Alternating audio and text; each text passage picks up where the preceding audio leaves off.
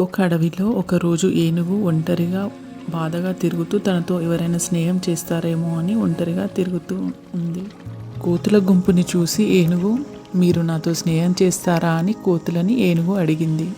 అందుకు కోతులు, అబ్బో నువ్వెంత పెద్దగా ఉన్నావో, నువ్వు మాలాగా ఉయ్యాలా జంపాలా చెట్టు కొమ్మలని పట్టుకొని ఊగగలవా అని కోతులు ఏనుగుని అన్నాయి. అక్కడి నుంచి ఏనుగు వెళ్ళిపోయింది. ఏనుగుకి కుందేలు కనిపించింది. ఏనుగు ఆశతో కుందేలు, నాతో స్నేహం చేస్తావా అని కుందేలుతో ఏనుగు అడిగింది. నువ్వు ఇంత పెద్దగా ఉన్నావు, నాలాగా చిన్న బొరియలలో కన్నాలలో దూరగలవా? నీకు నాకు స్నేహం తగదు అని కుందేలు ఏనుగుతో అన్నది.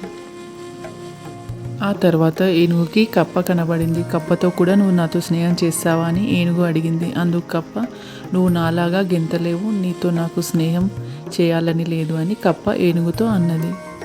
ఆ తర్వాత ఏనుగుకి దారిలో నక్క కనబడితే నక్కతో కూడా స్నేహం చేస్తావా అని ఏనుగు అడిగితే నక్క కూడా, నువ్వు నాలాగా వేగంగా పరిగెత్తలేవు అని నక్క ఏనుగుతో అన్నది. అక్కడి నుంచి ఏనుగు వెళ్ళిపోయింది.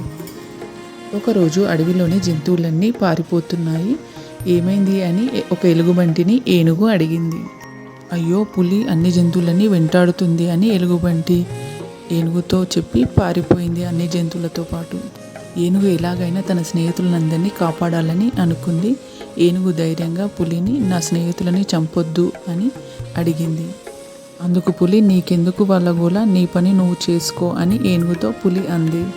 ఏనుగు పులి వినేటట్టు లేదని ఏనుగు తన తొండంతో పులిని ఎత్తేసి కింద పడేసింది.